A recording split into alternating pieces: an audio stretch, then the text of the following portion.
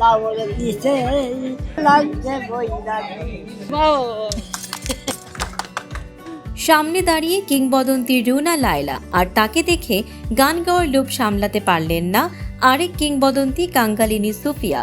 মাটির কাছে লাউ ধইরাছে গানের 4টা লাইন গেয়েই জড়িয়ে ধরলেন তিনি রুনা লায়লাকে। আর এই আবেগঘন মুহূর্তের সাক্ষী হল বগুড়ায় মিউজিক অ্যাওয়ার্ড শোতে উপস্থিত দর্শকরা। এই আয়োজনের সবচেয়ে বড় আকর্ষণ রুনা লায়লা। তবে মূল অনুষ্ঠানের আগেই মহড়ার ফাঁকে তৈরি হয় অন্যরকম এই আবহ। প্রিয় শিল্পীকে সামনে পেয়ে আবেগ ধরে রাখতে পারেননি কাঙ্গালিনী সুফিয়া। গেয়ে শোনান তার কালজয়ী গান মাটির গাছে লাউ ধইরাছে।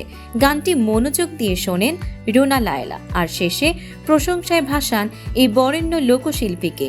মুহূর্তটি আরও আবেগঘন হয়ে ওঠে যখন কাঙ্গালিনী সুফিয়া তাকে জড়িয়ে ধরে ভালোবাসা ও শ্রদ্ধা জানান। এই দৃশ্য উপস্থিত সবার মন ছুঁয়ে যায়। সোমবার সন্ধ্যায় বগুড়ার একটি রিসোর্টে অনুষ্ঠিত হয় এই অ্যাওয়ার্ড শোর শেষ মুহূর্তের মহড়া। মঙ্গলবার মূল আয়োজনে দেশের সঙ্গীতাঙ্গনের তারকারা এক মঞ্চে ওঠার আগে হচ্ছিল এই মহড়া।